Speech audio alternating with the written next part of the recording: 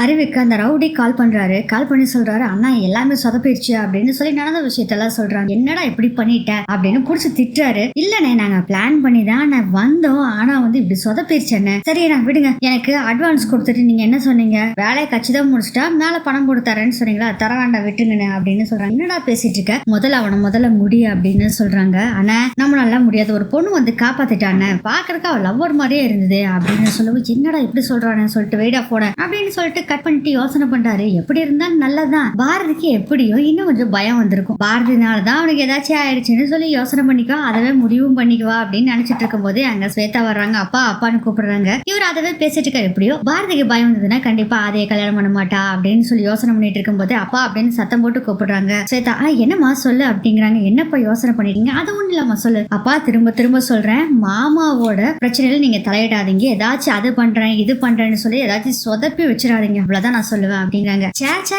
அப்படிலாம் ஒண்ணும் இல்லாம, நான் அது மாதிரிலாம் எதுவும் பண்ண மாட்டேன், இந்த பாரதிக்கு அதுக்கு பயம் காட்டுற மாதிரி சின்ன சின்ன விஷயம் ஏதாச்சும் நான் பண்ணிட்டு இருப்பேன் அவ்வளவுதான் அப்படின்னு சொல்லிக்கிட்டு இருக்காங்க. இங்க பாருங்கப்பா, பயம் காட்டுறேன்னு சொல்லிட்டு மாமாக்கு ஏதாச்சும் ஆச்சுன்னு வச்சுக்கோங்க அவ்வளவுதான் அப்படின்னு சொல்லிட்டு இருக்கும் போதே கரெக்டா வந்துடுறாங்க. சாரதா என்னாச்சு ஸ்வேதா, பேசிட்டு இருக்கீங்க என்ன விஷயம் அப்படின்னு கேக்குறாங்க. சாப்பிட்டியா அப்படிலாம் எல்லாம் கேட்டுட்டு என்ன பேசிட்டு இருந்தீங்க அப்படின்னு கேக்குறாங்க. இல்ல எப்படி மாப்பிள்ளைய அந்த பாரதி கிட்ட இருந்து பிரிக்கிறதுன்னு சொல்லி நாங்க பேசிட்டு இருக்கோம், நீ கவலைப்படாதக்கா அப்படின்னு சொல்றாங்க. அப்போ சாரதா சொல்றாங்க, முதல்ல நம்ம ஊர்ல இருந்து இங்க பிரான்ச்சுக்கு வர்றேன்னு சொன்னா காஞ்சிபுரம் வந்தோடனே நம்ம பாரதியை பார்த்தா பழகுனா, அதுக்கப்புறம் அவளை கல்யாணம் பண்ணிக்கிறேன்னு சொன்னா எனக்கு ஆரம்பத்துல விருப்பம் இல்லதான், ஆனா அப்புறம் அதுக்கப்புறம் நடந்தது எல்லாமே அவனுக்கு சாதகமாவே இருந்தது, அதனாலதான் நானும் ஓகே சொன்னேன். ஆனா இப்போ வர வர என்னவே சுத்தமா மறந்துட்டு நான் பாரதி பார்க்க போறேன்னு என்னை கண்டுக்காம போயிட்டு இருக்கிறான். இப்படியே போச்சுன்னா அவங்களுக்கு கல்யாணம் நடந்ததுன்னா அவ்வளவுதான், நம்ம ஆதிய மறந்துட வேண்டியதா அப்படின்னு சொல்றாங்க. சாரதா அதை கேட்டாக்கா, கவலையே படாத, கூடிய சீக்கிரம் நானு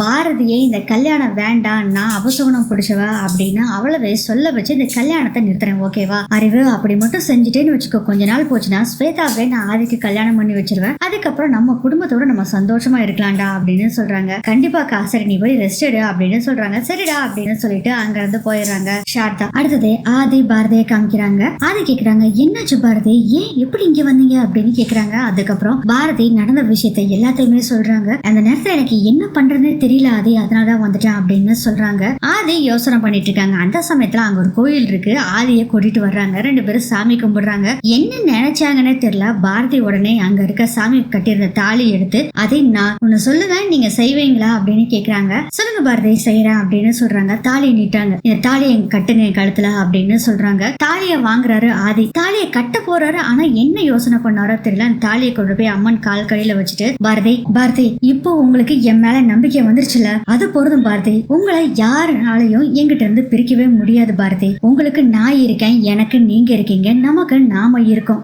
அது இல்ல, அது எனக்கு ஏதோ சந்தேகமா இருக்கு, அது நம்ம கல்யாணத்தை நடக்க கூடாதுன்னு சொல்லி யாரோ ஒருத்தர் இதை பண்ணிட்டு இருக்காங்களோன்னு எனக்கு சந்தேகம் இருக்கு, அதனாலதான் நான் இப்படி சொன்னேன் அப்படின்னு சொல்றாங்க. கவலைப்படாதீங்க பாரதி, நம்மளை யாருனாலையுமே பிரிக்க முடியாது, நம்ம கல்யாணம் ஜாம்னு நம்ம கல்யாணம் மண்டபத்துல நடக்கணும்னு ஆசைப்படுறேன் பாரதியா அப்படின்னு சொல்றாங்க. அதுக்கப்புறம் ஆதியை ஹக் பண்ணிக்கிறாங்க பாரதி. ஆதி சொல்றாரு, நீங்க சிரிக்கிறப்போ எவ்வளவு அழகா இருக்கீங்க தெரியுமா, நீங்க இனிமேல் எப்பயுமே சிரிச்சுட்டு தான் இருக்கணும், ஓகேவா அப்படின்னு சொல்றாங்க ஆதி. அதுக்கப்புறம் நம்ம பாரதியோட வீட்டை காமிக்கிறாங்க. வீட்டுல பாத்தீங்கன்னா செம்ம கடுப்புல வர்றாங்க நம்ம மரகதமும் தனமும். வீட்டுல உட்காந்துட்டு இருக்கிறாரு மணி. என்னாச்சு அப்படின்னு மணி கேக்குறாரு. அதுக்கப்புறம் தனம் சொல்றாங்க பாரதி காணான்னு சொல்றாங்க. செம்ம கோவத்துல இருக்காங்க மரகதம். இந்த நிச்சயதார்த்தம் நடந்ததுல இந்த பாரதியோட போக்கே கொஞ்சம் கூட சரியில்லை, அவ வர வர சரியே இல்ல அப்படின்னு சொல்றாங்க. என்ன சொல்றீங்க அப்படின்னு கேக்குறாங்க. ஆமா, அவ எங்க போனானே தெரியல அப்படின்னு சொல்றாங்க. மரகதம் கரெக்டா வந்துடுறாரு. ரத்னா, சும்மா இருக்க மாட்டியா, ஓவரா பேசிட்டு இருக்கிற, ஏதாச்சும் ஒரு காரணம் இருக்கும், செஞ்சது தப்பு தான், இருந்தாலும் ஏதாச்சும் ஒரு காரணத்துல தான் பாரதி போயிருக்கோம் அப்படின்னு சொல்றாரு. அப்ப யோசனை பண்ணிட்டு இருக்காரு மணி.